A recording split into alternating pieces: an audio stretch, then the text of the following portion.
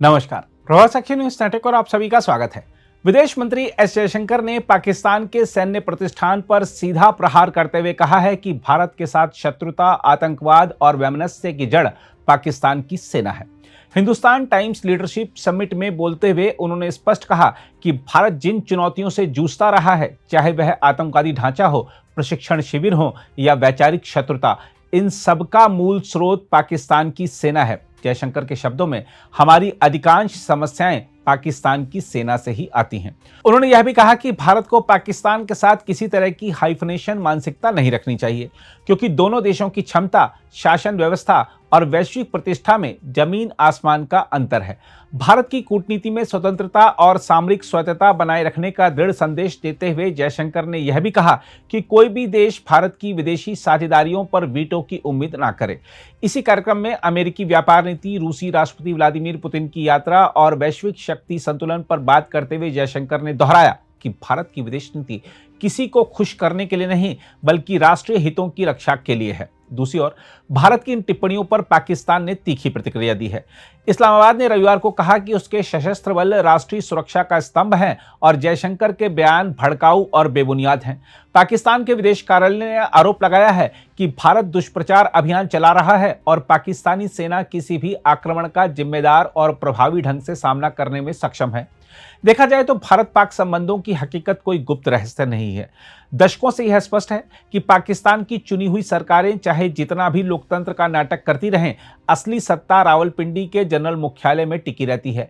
जयशंकर ने जो कहा वह नया नहीं है, लेकिन पहली बार इतनी खुली, बेधड़क और कूटनीतिक तौर पर असुविधाजनक सच्चाई भारत के विदेश मंत्री की जुबान से सार्वजनिक मंच पर सुनाई दी है। भारत ने वह बात कह दी है जिसे दुनिया वर्षों से जानती है, लेकिन अक्सर राजनयिक शिष्टाचार की ओट में छिपाती है। पाकिस्तान की प्रतिक्रिया भी उतनी ही अनुमानित थी। अपनी सेना को राष्ट्रीय सुरक्षा का स्तंभ बताते हुए वही पुरानी रटी रटाई लाइनें दोहराना। लेकिन असली प्रश्न यह है कि क्या पाकिस्तान की सेना सचमुच सुरक्षा का स्तंभ है या वह स्वयं पाकिस्तान की असुरक्षा और अस्थिरता का सबसे बड़ा उत्पादक है?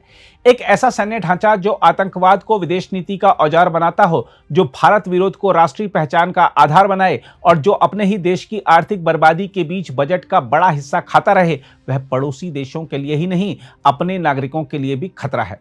जयशंकर की टिप्पणी पर पाकिस्तान की झुंझलाहट इसलिए भी स्वाभाविक है क्योंकि यह तथ्य उनकी सबसे दर्दनाक नस पर चोट करता है कि पाकिस्तान का सबसे शक्तिशाली संस्थान आज विश्व मंच पर विश्वसनीयता संकट का सामना कर रहा है।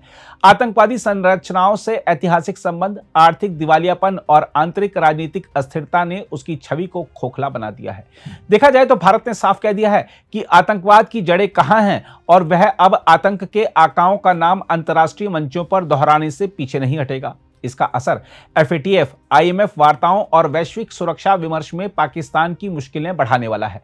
इसमें कोई दो राय नहीं कि जब भारत का शीर्ष राजनयिक सीधे पाकिस्तान की सेना को समस्या की जड़ बताता है, तो यह संकेत है कि किसी भी आतंकवादी हमले की स्थिति में भारत की प्रतिक्रिया सीधी और सैन्य संरचना केंद्रित हो सकती है। बहरहाल आइए देखते हैं जयशंकर ने कहा क्या था। Let me take it in two parts. I think where India is concerned, there are things we do and there are things we don't. That's why we are India. We have rules, we have norms. If we take any step, we are accountable in this country, accountable to the people, to the media, to the civil society. So, when it's very easy to say these things, but clearly people were, a much more autocratic, oligarchic polity, where there are virtually no rules of conduct in pretty much any sphere, can do things which we can't. I think it would be unreal to compare ourselves to them. And in many ways, I think we would be doing ourselves injustice.